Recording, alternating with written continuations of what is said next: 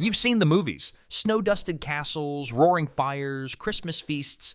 Maybe you've dreamed of wintering in the Middle Ages, wrapped in furs, sipping mulled wine while the wind howls outside your sturdy stone walls.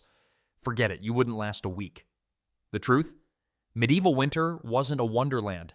It was a death sentence, especially if you were poor. No central heating, no insulated homes, no grocery stores, no winter jackets, no antibiotics. Surviving a medieval winter wasn't about sleigh rides or cozy nights by the fire. It was about pain, hunger, and a daily grinding fear of the cold. A fear so real, so ever-present, that it shaped the entire rhythm of life. Modern people complain when the heat goes out for an hour. Imagine living every single day with the cold gnawing at your bones. No relief, no escape, and every winter, a question of survival. Let's start where every winter's struggle begins: shelter. Not the stone castles of lords and legends. The reality was a single-room hut, half-rotted, roof leaking, floor of packed dirt, maybe with some straw thrown over it if you were lucky. Walls made of wattle and daub, basically sticks caked in mud. In summer, these might hold up. In winter, mud cracks and falls away, letting in freezing drafts. Windows? If they existed, they were just holes in the wall stuffed with rags or covered with animal bladders stretched thin and greasy. Glass was a fantasy. The door was a slab of wood, ill-fitting, swinging in the wind. Every night you'd wedge whatever you could, rocks, straw, even your own body, against the cracks to block the cold. Inside, it was barely warmer than outside, sometimes colder if the wind was right. The only heating came from a central fire pit. No chimney, just a hole in the roof to let the smoke crawl out. This smoke blackened your lungs, your teeth, and everything you owned. But if you let the fire go out at night, you froze. If you kept it burning, you choked on smoke and risked your thatch roof going up in flames. Some choice. The historian Barbara Hannawalt puts it bluntly: for the peasant, the home was not a place of comfort, but a fragile shelter against hunger and cold, and often it failed at both. At night, everyone, and parents, children, babies, even the animals, crowded together for warmth. The family bed wasn't soft. It was a pile of straw, infested with lice, fleas, and the constant scurry of mice looking for crumbs. You wrapped yourself in whatever rags you had, maybe a woolen blanket, heavy and wet with condensation, maybe just your own filthy tunic, stiff with months of sweat and grime. Every breath you took in the darkness was a cloud of fog. Every joint ached, and every sound, as the scratching of rats, the moan of the wind, the coughs of sick children, was a reminder that winter killed more than just crops. Sleep didn't bring rest. It brought frostbite. Fingers and toes went numb, turned purple, blackened, and sometimes just fell off. There was a saying in the Baltic: in winter, the poor lose parts before they lose their lives. Surviving winter meant fighting for fuel. But wood was scarce, jealously guarded by the lord of the manor. You could be whipped or have a hand cut off for stealing from the lord's forest. So you gathered what you could: dead branches, dried animal dung, brush, scraps. Sometimes whole villages stripped the land bare, leaving nothing but mud and thorns. If you ran out, you burned furniture, tools, even clothes, anything to keep the fire going one more night. The cost of failure was simple. The cold crept in, quietly at first, then it took everything. In hard winters, mortality rates doubled or tripled among the poor. The winter of 1315, 1317, the Great Famine, saw entire villages disappear, frozen or starved. Frostbite and hypothermia were constant threats. There's a reason most medieval artwork shows peasants swaddled, hunched, and grim. Heated home temp from 68 to 72 Fahrenheit. Medieval peasant hut, often below freezing inside. Number of blankets, 1 or none. Winter clothing, 1 or 2 thin layers, patched wool, so the next time you're irritated by a draft or wish your parka was fluffier, remember, in medieval winter, a draft was a death sentence. Still romanticizing the past? You haven't even made it to breakfast. Last night you froze, but you woke up alive. Now the real test begins: finding enough food to survive one more day. Winter was not just a season, it was a gauntlet. Every year, the poor stared down the same old enemy: hunger. And every year, some lost. Forget all the talk about medieval feasts. Those were for kings and chronicles, not for you.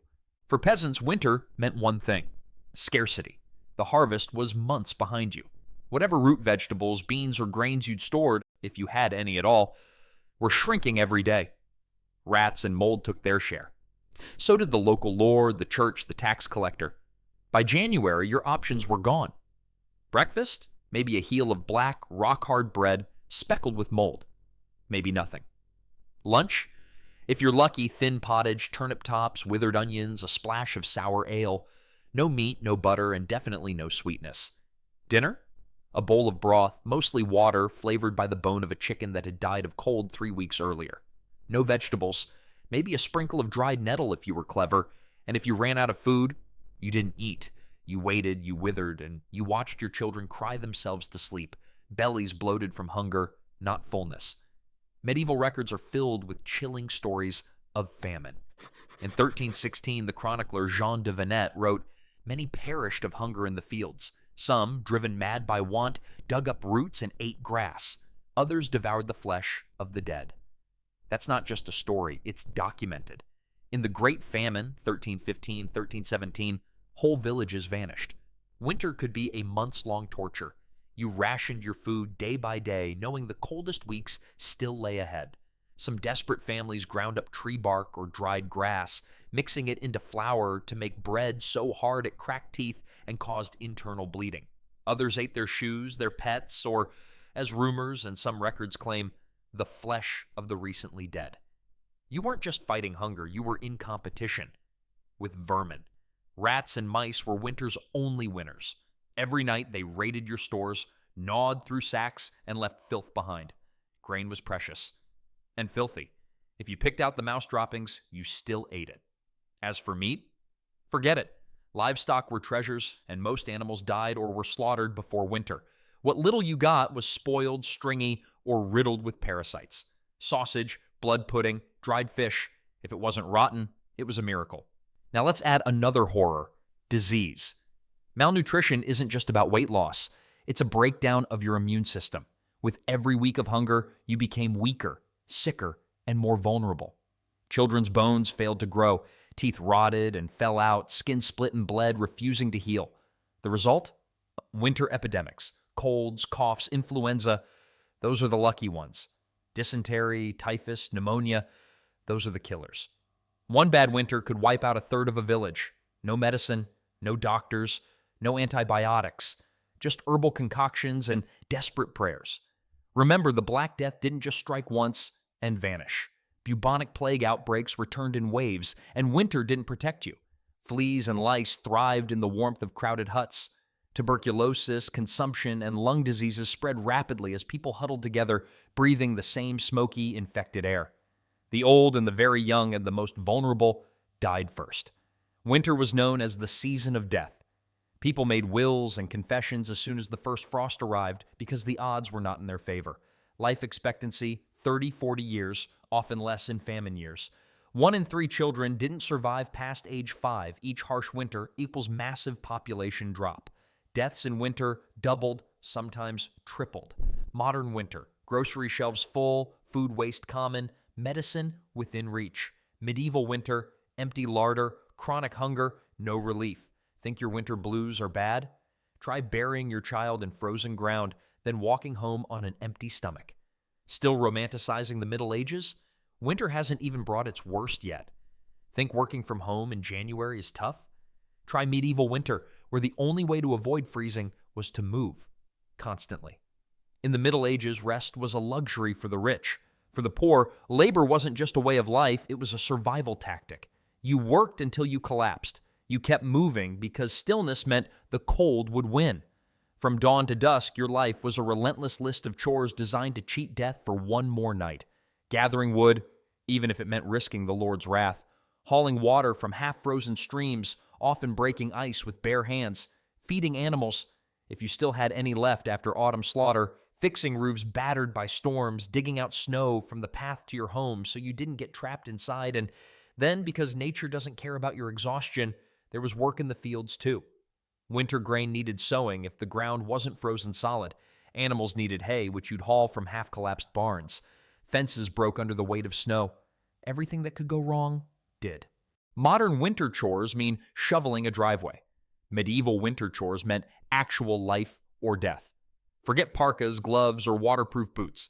A peasant's winter clothes were the same rags they wore in summer, just layered, patched, and stiff with grime. If you were lucky, maybe you had a woolen cloak or shoes stuffed with straw for insulation. Gloves, mittens, most people worked barehanded, their skins splitting open, blood freezing in the cracks. Winter peasant hands, one medieval observer wrote, were as raw and chapped as salted meat. Clothes weren't washed, they rarely even dried.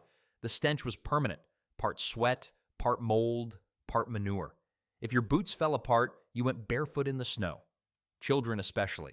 Frostbite was common, toes were lost, childhood was no escape. By age 6 or 7, you were part of the winter workforce. Boys fetched water, gathered sticks, kept the fire alive. Girls spun wool with freezing fingers, helped cook, swept snow from the door. There was no snow day, there was only another day of surviving. Sick? Too bad. Hungry? Join the club.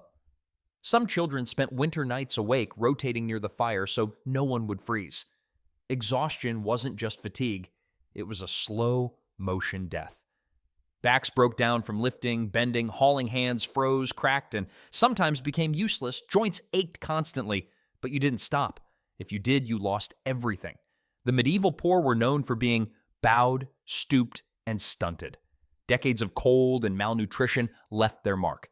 One English coroner's record describes a peasant found frozen at his plow, face in the earth, hands still gripping the handle. Modern workers get holidays, sick days, weekends. The medieval winter worker? Nothing. Sunday was for church if you weren't too ill to go, otherwise you worked. Even Christmas was just a day with a slightly larger chunk of stale bread. If you fell behind on your tasks, you risked starvation, eviction, or punishment from the Lord. There was no calling in sick, only dying on the job. Your hut was always falling apart. If you didn't repair it, the wind and snow got in. Patch the roof with thatch. Plug holes in the wall with mud and straw. Sharpen tools by hand, in the dark, with numb fingers. Every task was urgent, every chore a question. If I don't finish this, will we survive? Work hours, modern, 40 per week. Work hours, medieval winter, 80 and more, including children. Average calories burned, more than 3,000 per day, with minimal intake. Number of sick days, 0. Today, winter means warm socks, Netflix, and soup on the stove. Back then, it meant a race against time, your body slowly wearing down, the cold always one step behind you. And here's the cruel truth. No matter how hard you worked, winter could still take everything. Even if you survived the labor, you weren't safe. The final enemy waited at your door, always. You've outlasted the cold, the hunger, and the endless work. But for the medieval poor, winter's final challenge was the most ruthless, holding on to life itself. For centuries, winter wasn't just hard, it was the season when families unraveled, when the sick died, the young faded, and grief became routine. Even survival came with a price. The old, the weak, the unlucky. Winter claimed them first. Disease thrived in crowded huts where smoke stung the lungs and every cough could mean the start of something fatal. Fevers burned through whole families. Infants wasted away in the cold, unable to nurse. Elderly men and women simply didn't wake up one morning, their bodies stilled by the chill. Burial was a brutal task. Frozen ground resisted shovels. Sometimes families stacked bodies in the shed or under straw, waiting weeks until the thaw for a proper grave. The smell of decay, the sight of bundled corpses, it was just another fact of winter. Grief was constant and public. Tears froze on cheeks. The prayers were quick. There was always more work to do. With death everywhere, people clung to faith and superstition. Every cough might be a punishment from God or a curse from a jealous neighbor.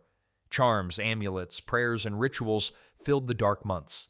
Families lit candles and sprinkled holy water, hoping to keep away the evil that seemed to ride the winter wind. Saint Blaise, save us from cough and chill. Bless this house, drive out death, let spring come quick. Superstition wasn't just fantasy, it was the only insurance the poor had. Some families even believed that the dead might return as vengeful spirits if not properly buried. So when ground froze, bodies were sprinkled with salt, covered in protective symbols, or set near the hearth until spring.